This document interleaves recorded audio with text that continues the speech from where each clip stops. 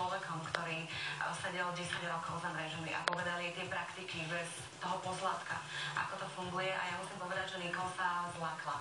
Ďalším ale účastníkom, ktorý bol Lukáš. Lukáš mal 16 rokov a Lukinoč mne bolo veľmi ľúto, ale aj celému štábu, že skončil iba 5. triedu základnej školy v 16 rokoch. Nechodí do školy, fláka sa po vonku s partiou a aj napriek tomu obidve tieto deti sú veľmi inteligentné a majú veľmi dobré srdiečko. A možno aj na mieste sa opýtať, čo sa deje, koho to je chyba, prečo tieto deti dopadli tak, ako dopadli, koho môžeme vidieť, rodičov, školu, celkový systém, zlú partiu, ale najdôležitejšie, čo bolo pre nás, tak nedokážeme ich zmeniť. To asi vás ako maminy napadne, že neprevychováš, to nedá. Nedá. Ale môžeš tým deťom ukázať aspoň takú tú správnu cestu, alebo im povedať, že takto dopadneš, tým, že ich vytrhneš z toho prostredia a dáš ich do rodiny, kde to skutočne funguje a kde je cítiť taká tá láska, ale aj tvrdý režim. Ja viem, že nás deti teraz pozerajú, tak ich určite všetci chceme čo najsrdečnejšie pozdraviť a veľmi im držíme palce, aby dobre dopadli.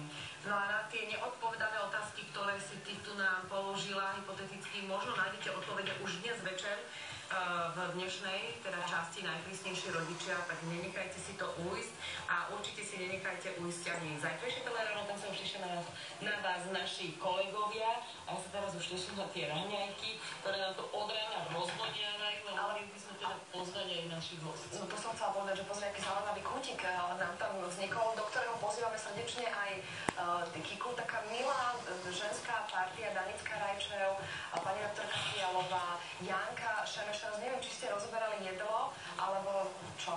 Rozoberali sme, aký sme krásne a dobre vyzeráme na svoj vek.